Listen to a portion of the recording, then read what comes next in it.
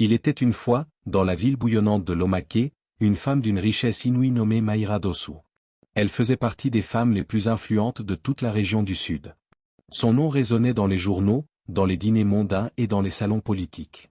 Son manoir, une demeure monumentale aux portes plaquées d'or et au sol en marbre ivoirien, attirait chaque jour des regards envieux. Mais au milieu de tout ce luxe, Mayra possédait un trésor bien plus précieux à ses yeux que tout l'or du monde, son fils unique, Kérian. Dès sa naissance, Kérian fut couvert d'un amour aveugle et d'une indulgence démesurée. Mayra lui offrait tout, des jouets sertis de pierres précieuses, des vêtements importés d'Italie, des berceaux dorés fabriqués sur mesure. En grandissant, Kérian devint le centre de son univers. Les professeurs les plus chers, les gadgets les plus modernes, les voitures les plus luxueuses, rien ne lui était refusé. Si son fils avait réclamé la Lune, Mayra aurait engagé une équipe d'astronomes pour aller la décrocher. L'amour qu'elle lui portait était total, mais sans discipline. La rigueur n'avait jamais franchi le seuil de leur maison. Un jour, alors que Kérian avait 10 ans, il lança une pierre dans la fenêtre du bureau du directeur de son école, simplement parce qu'il avait été grondé pour un retard. Lorsque sa mère fut convoquée, elle arriva dans un SUV noir étincelant, vêtu d'une robe de créateur et d'un regard hautain. « Mon fils a certainement une raison valable », déclara-t-elle d'un ton tranchant, comme si le monde devait déjà lui donner raison. Le directeur, un homme patient, tenta de lui expliquer calmement que son fils manquait de limites et avait besoin d'une main ferme. « Essayeriez-vous de m'apprendre à être mère ?» lança Mayra, furieuse. « Vous êtes un simple directeur, et je suis Mayra Dossou. » Elle quitta l'école dans un claquement de talons, suivi de Kérian, fier et moqueur. Ce jour-là, commença le déclin. L'enfant avait compris une chose. Quoi qu'il fasse, sa mère serait toujours là pour le défendre, même lorsqu'il avait tort. Quelques années plus tard, Kérian, désormais adolescent, devint cruel et sans scrupules. Leur domestique, Léna, une jeune nounou venue du village voisin, subit ses premiers attouchements. Choquée, elle le gifla et jura de ne jamais tolérer cela. Mais Mayra, au lieu de la soutenir, fit l'inimaginable. « Comment oses-tu frapper mon fils? Tes seins sont-ils en or pour que tu cries ainsi ?» Elle la gifla à son tour et la menaça de la faire jeter dehors. Terrifiée mais coincée par la maladie de sa mère, Léna dut supporter les humiliations pendant des mois avant de s'enfuir. Les années passèrent. D'autres jeunes femmes remplacèrent Léna, et toutes vécurent le même cauchemar. Personne n'osait se plaindre, car tout le monde savait que Mayra protégeait son fils comme une lionne aveugle. À 18 ans, Kérian était devenu un jeune homme arrogant, insensible et obsédé par les plaisirs. Il possédait plusieurs voitures de sport, passait ses nuits dans les clubs les plus chers de Lomake et méprisait les pauvres qu'il croisait. Un jour, il séduisit Serena, une brillante étudiante issue d'une famille modeste.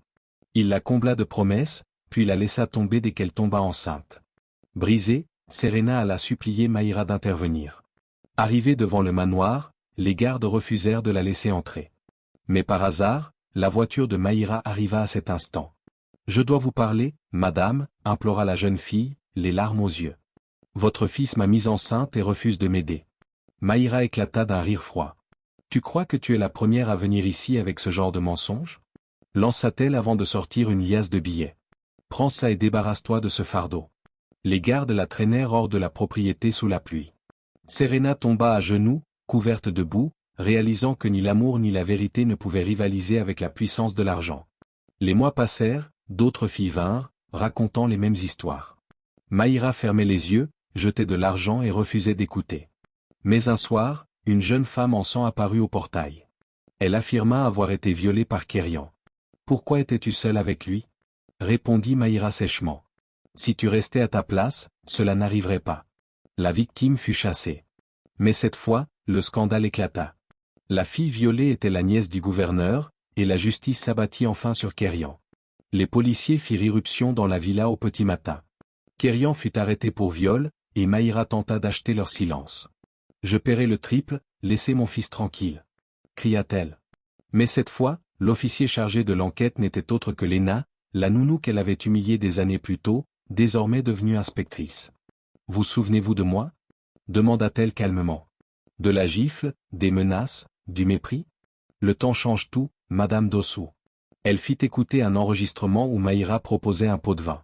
Les preuves étaient accablantes. Quelques jours plus tard, les journaux titraient. Le fils de la milliardaire Mayra Dossou arrêté pour viol, corruption et complicité de la mère.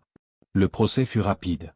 Kérian fut condamné à 25 ans de prison, et Maïra à 10 ans pour obstruction et corruption. L'empire d'Ossou s'effondra. Les investisseurs se retirèrent, la société fut liquidée. La femme jadis adulée devint la honte publique. Les années s'écoulèrent. Maïra sortit de prison amaigrie, ridée, méconnaissable.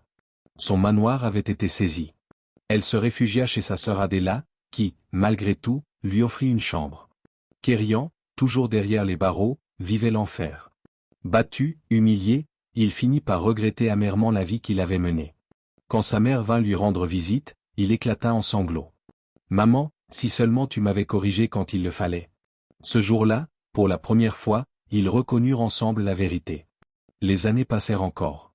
Kérian fut libéré à 45 ans, vieilli, fatigué, brisé.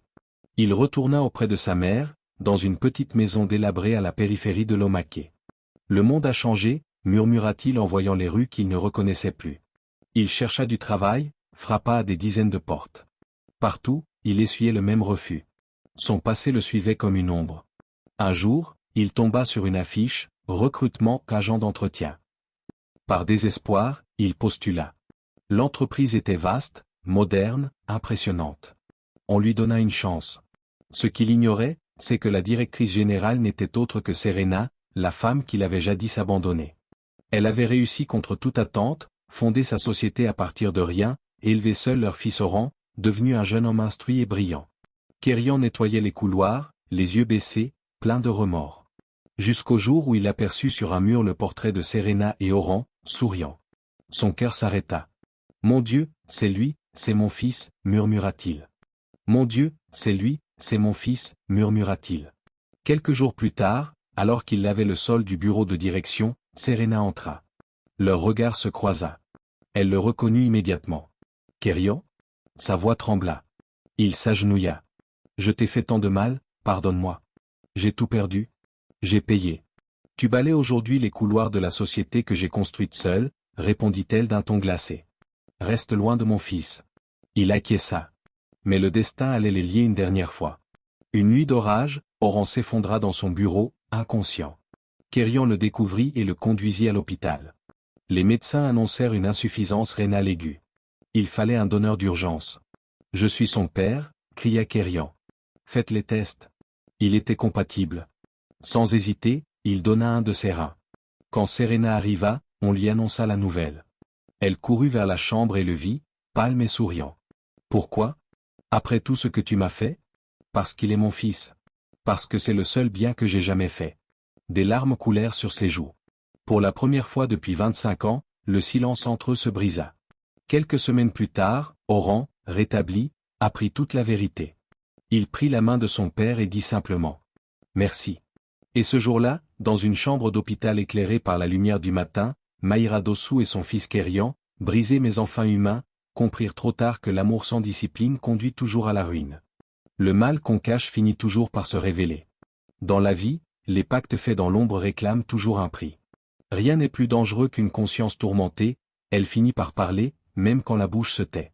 Cette histoire nous rappelle que le pouvoir, la vengeance et la peur ne construisent jamais la paix. Seul le pardon et la vérité libèrent vraiment l'âme. Si cette histoire vous a touché, alors ne partez pas sans laisser un. Abonnez-vous Monde caché de l'Afrique pour soutenir nos récits africains remplis d'émotions, de courage et de vérité cachée. Chaque abonnement, chaque commentaire est une lumière qui nous encourage à continuer à raconter l'Afrique autrement.